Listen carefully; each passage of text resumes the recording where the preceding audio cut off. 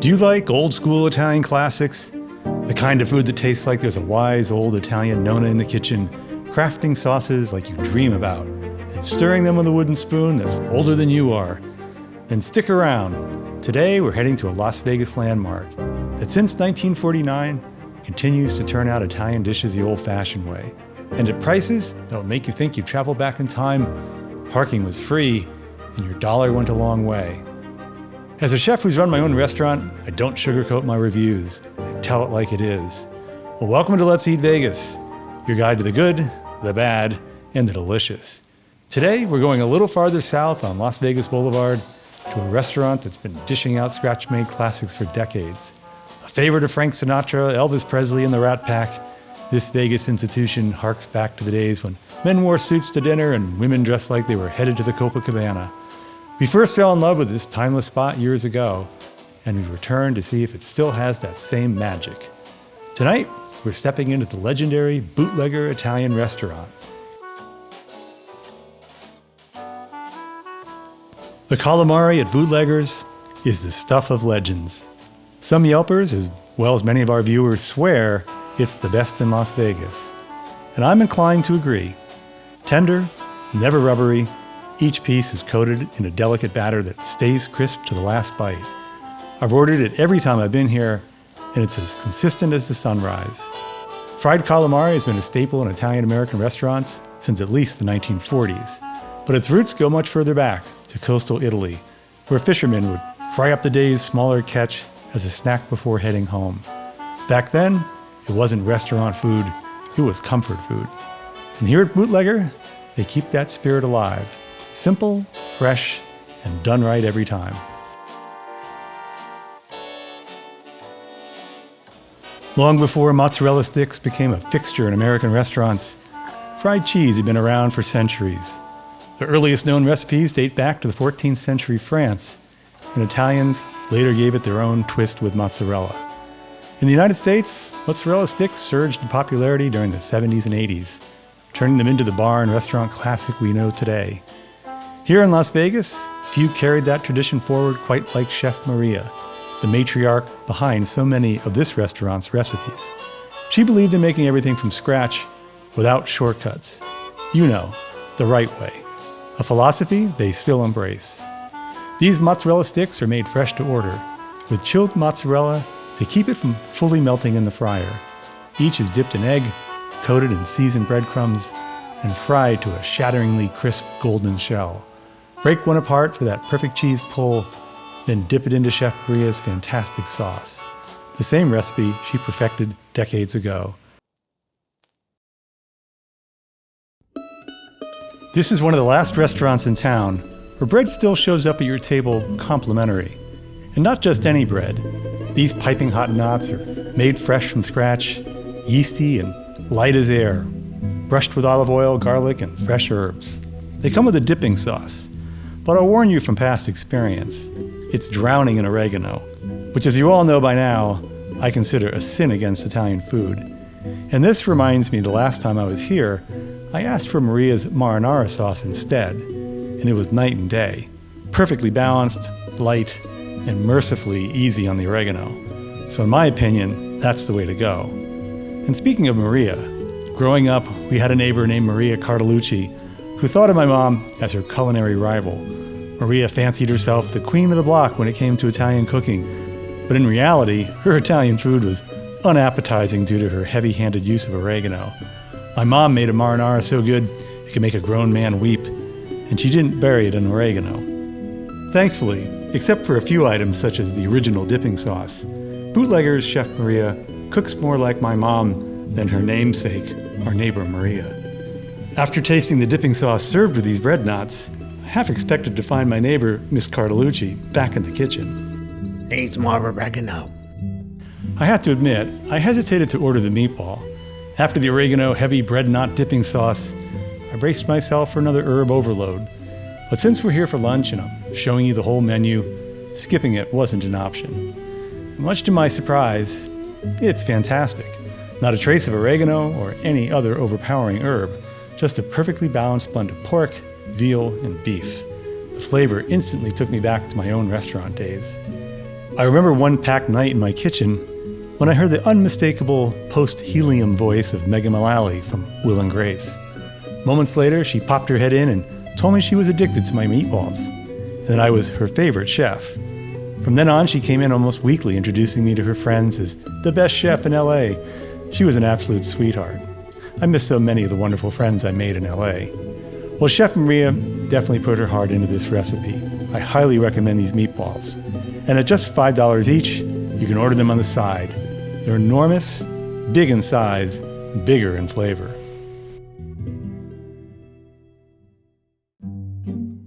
Chicken Parmesan may feel like an old Italian classic, but its story actually begins in the early 20th century. Italian immigrants arriving in the U.S. adapted their southern Italian eggplant Parmesan to suit the ingredients available here, most notably chicken. It quickly became a staple in Italian-American restaurants, earning its spot as one of the most beloved comfort foods in America. I grew up with this dish on our family table. With 5 kids, dinner was both a chore and a ritual. My parents worked in perfect unison, an assembly line of love and efficiency.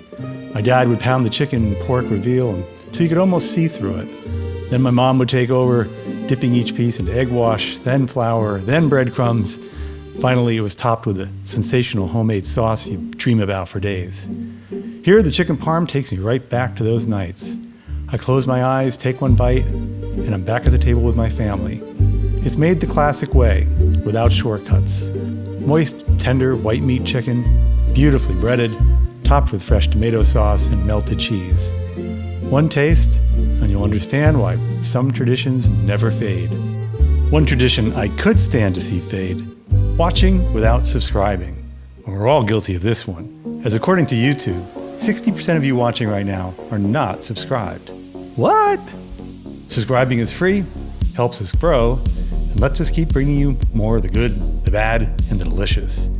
And when you do subscribe, be sure to tap the notifications bell so you won't miss any of our new reviews. YouTube doesn't always notify you otherwise. And hey, YouTube just added a brand new feature called Hype. It's an easy way to show support for videos you love. So if you enjoy what we do, give this video a hype. It really helps us reach more food lovers. And if you'd like to go one step further, you can always buy us a coffee using the link in the description below. Every little bit helps us keep exploring more great Vegas eats. Some dishes just make you smile before the first bite, and this is one of them. The aroma hits first, real butter melting into fresh lemon juice, with capers adding that salty little pop like they've been waiting all day to see you. It's light and healthy, but rich enough to feel like a splurge. The sauce could have been just a shade thicker. Another minute on the stove and a little more butter would have thickened it up and given it that silky finish. But it's still a wonderful version of the classic. The chicken is so tender, you can almost cut it with a single piercing glance. It's high quality, cooked perfectly, and so moist it practically dissolves on your tongue. Kind of like a communion wafer, except it doesn't taste like paste. And bless them for using parsley the way it's meant to be used, not just scattered on the plate like confetti, but as part of the flavor. Now, you can order the pasta with red sauce, and I've done that plenty of times. But tonight, I wanted a cream sauce to go along with the piccata. Well, either way, this is a pollo piccata you'll remember long after the plate has been cleared.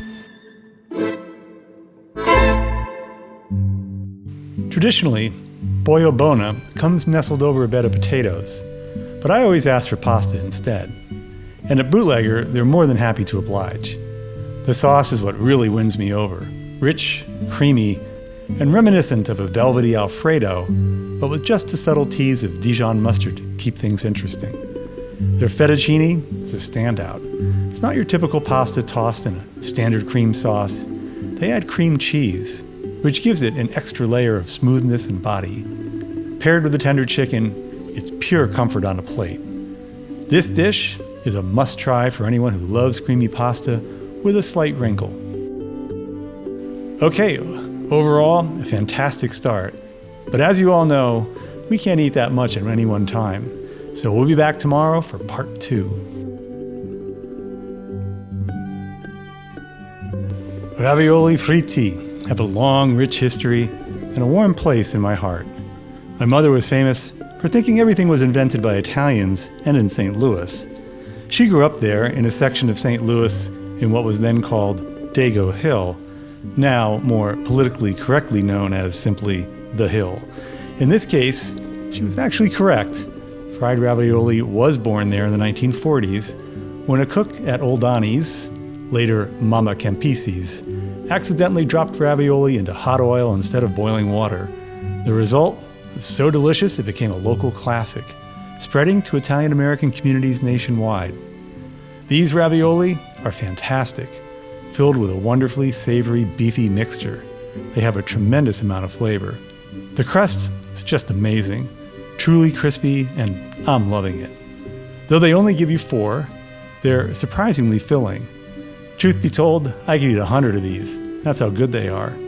The dipping sauce is that tomato forward marinara that I love, perfectly complementing each bite of these fried ravioli.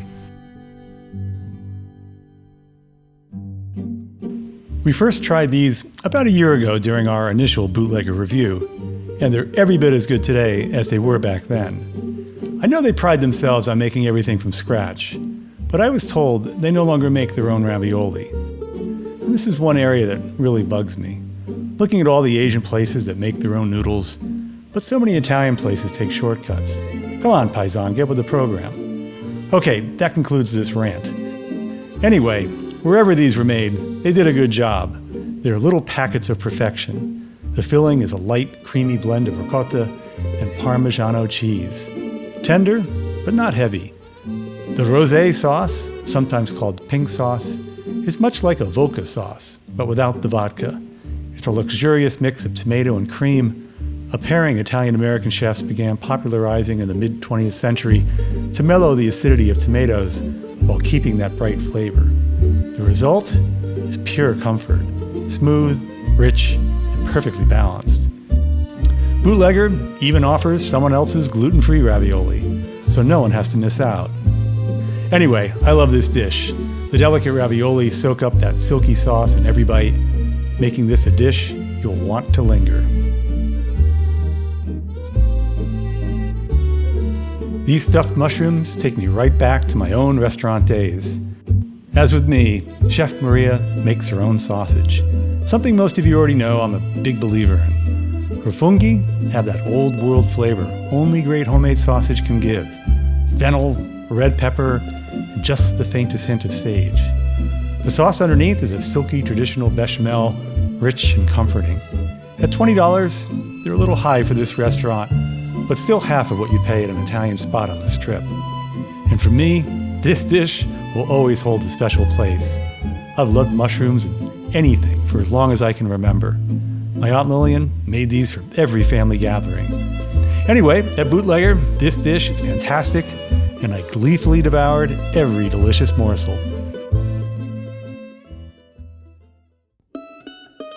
Bootleggers offers a light lunch, which has smaller portions of classics such as lasagna, beef ravioli, or baked penne, each with warm garlic bread and a house or Caesar salad, coming in at just $22. Since we tried 2 of the light lunch entrees, we had a chance to try each salad.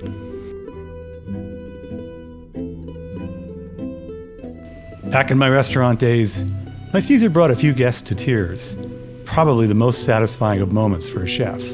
Bootlegger's Caesar won't bring tears, but it is a solid version. The dressing is bright, lemony, and creamy, with crisp romaine hearts, fresh croutons from their own bread, and sharp Parmesan shavings. Lightly dressed and lightly anchored by Worcestershire instead of anchovy. It's a clean, well-made start to lunch.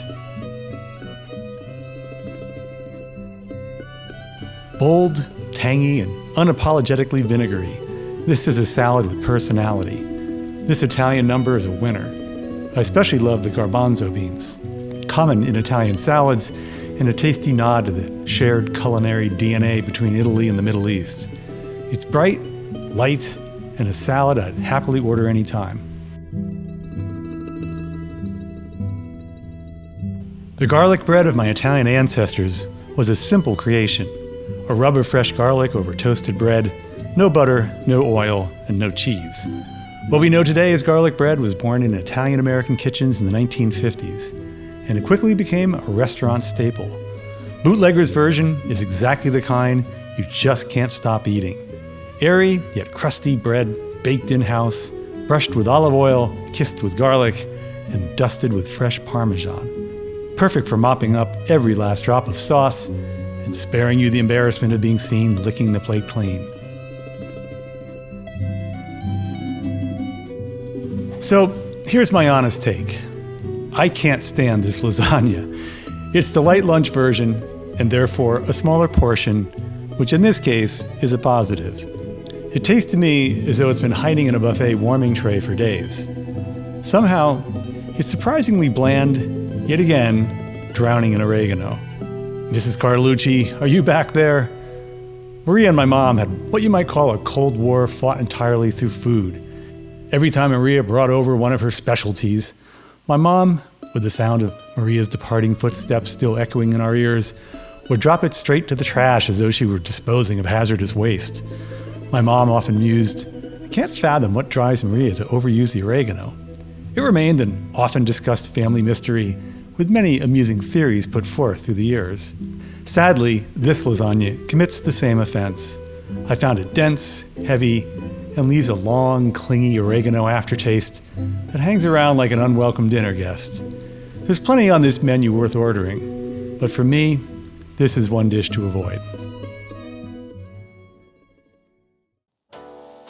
This beef ravioli isn't as bad as the lasagna, but it's a close second. The issue again is with the filling. It's got so much oregano, it's like a culinary bullhorn shouting at me. Here again, oregano drowns out an otherwise great dish.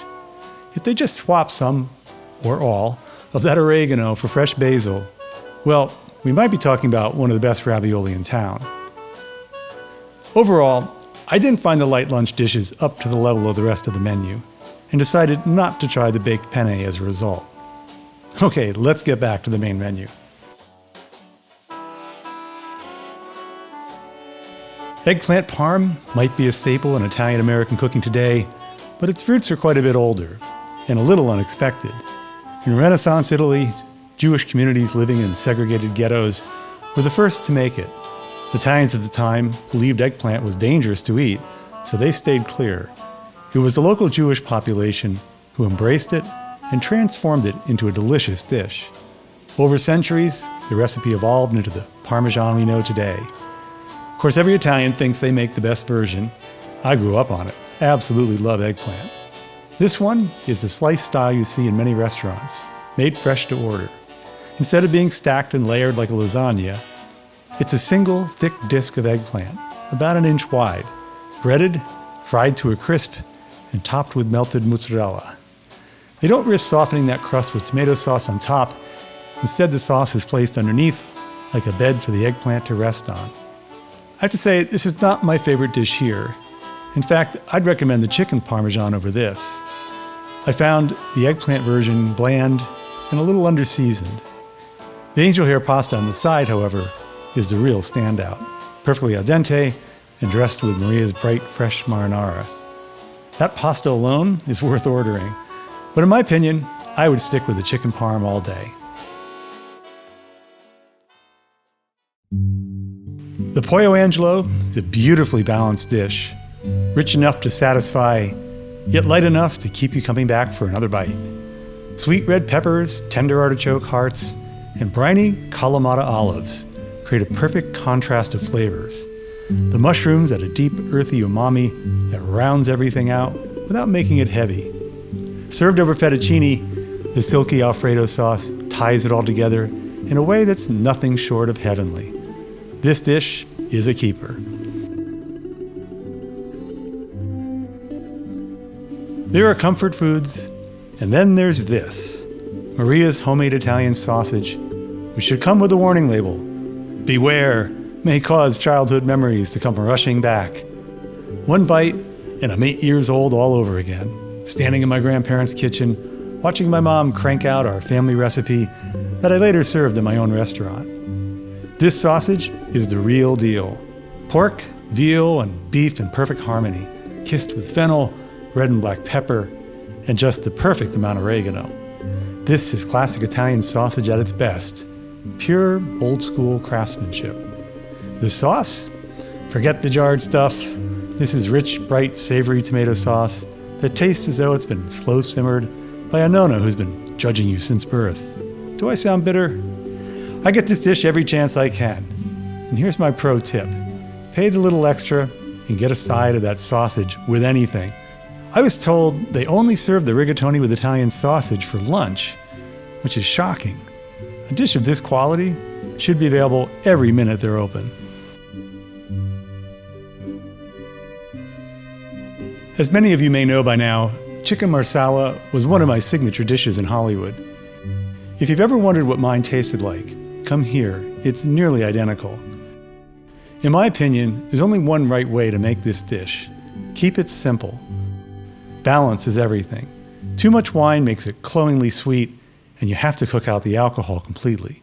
The sauce should be just thick enough to coat the chicken. This version is a masterclass in balance, and they serve some of the best you'll find in the city. I could eat this every day and never grow tired.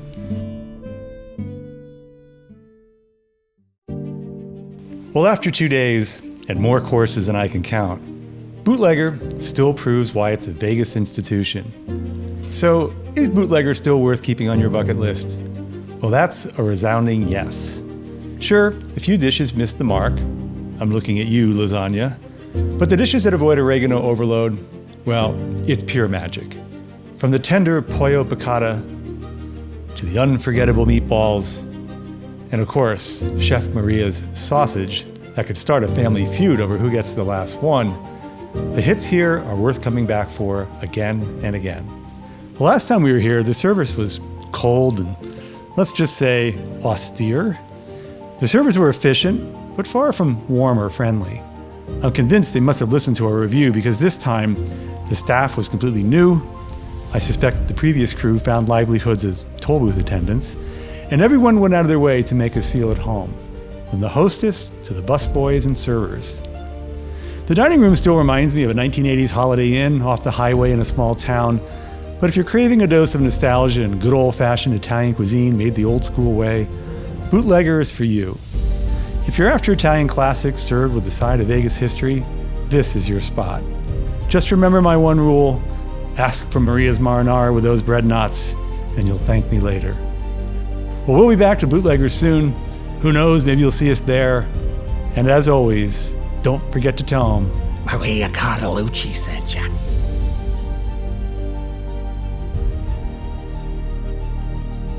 Ah, now it all makes sense. Mystery solved. This would be a good time to hit the notifications bell so you get a reminder when the next review becomes available. And of course, it's always a good time to like, subscribe, comment, or share. It's free to do so, and it helps us to grow and to bring you more reviews. Until we eat again, bon appetit!